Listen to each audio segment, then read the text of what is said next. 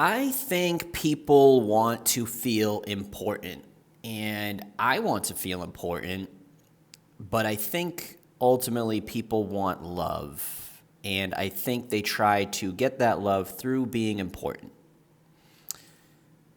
But I think there's a lot of buckets for how people try to feel important, and I thought of 5 different ways. Ready? Fame, status, power, influence, and credibility. And they're not the same thing. Here's how I currently understand them. Fame is being known. Status is rank inside a hierarchy. Power is the ability to create outcomes even without someone's consent. Influence is when someone chooses to follow you. Credibility is earned trust and competence. It's 5 different paths. 1, underlying desire, significance. Now I'm going to expand into all these. Fame, visibility. Fame is the most simple. It just means people know who you are. But it doesn't mean you're respected. It doesn't mean people will listen to you. It doesn't mean you have any say over how things are going to be done. It just means you're visible.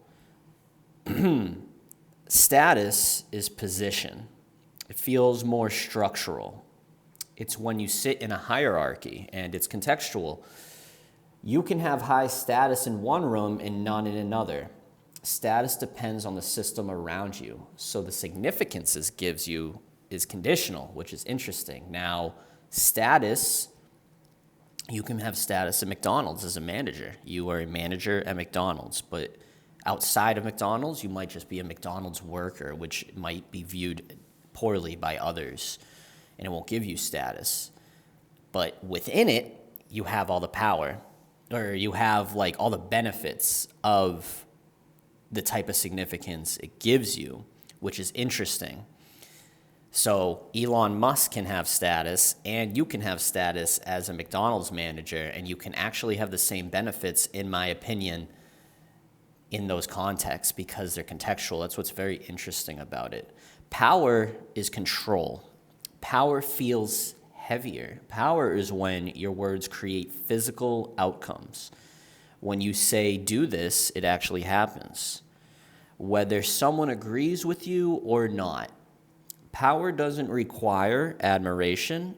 It requires leverage. So, like, if I have power at McDonald's, then when I say clean up the dishes or something, it will actually get done. Or if I run a bunch of branches, then when I say we're going to remove this off the menu, the Big Mac off the menu, and it actually gets done, that is my power. It's the exertion of maybe my status in a way, but it's not necessarily the status. It's just when it's also agreed upon. Ultimately, we agree to give people power. That's why we vote. Technically, you can take power, but it's the agreed upon power given by other people's words, ultimately. Now, I'm thinking about like Hitler or a dictator. He had power not because he had a majority and not because people necessarily want him to stay in power, but because once he got in to power, he started ruling a type of way and people might have gotten scared of him. They still agreed that he had power, even if they didn't like what he was doing. And when he said to do something, it happened within the German army. But he didn't have influence, which is my great point. Like, if you don't like Hitler, then you will not listen to, like, his advice or what he wants to do freely. You might have to, but it's not something you're freely doing, which is where influence comes in. Influence is alignment, and it feels very different. It feels like freedom for me. And influence only works if someone chooses it, and there's no force, there's no authority really required. but they align with you, and that makes influence fragile, but also more meaningful because it respects free will. Your parents, for example, have influence over you even when they might be dead. The advice they give you, or Marcus Aurelius, for example, has influence over people years later. People are choosing to read his books and follow his philosophy because they find it helpful and they want to practice it. Now, there's risk in influence in the sense that things might not get done appropriately or as quickly with free will. Because even if I want to listen to your good advice that you have helped me with, you have proven to influence me in a positive way, if my free will or just my brain chemistry doesn't help or like sabotages my actions, like a temptation, for example, it ruins the influence, then the desired results that might be the best results might not occur. But the influence is more the fact that someone wants to follow you is really what it is, and they're trying, and it's executed when the alignment occurs, when someone gives the advice and someone says, I'm going to follow that because that helps. He's helped me.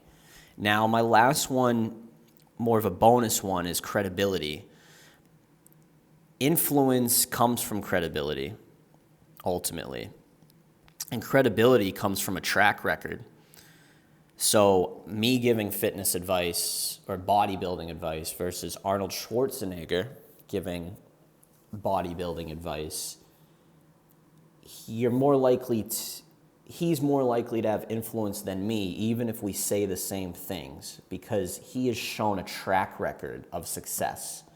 I think credibility is lost now modern days, because everyone wants to be like me right now. Look at what I'm doing.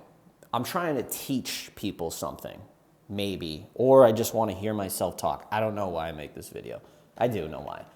But think about what I'm doing. I'm trying to share information that might be valuable.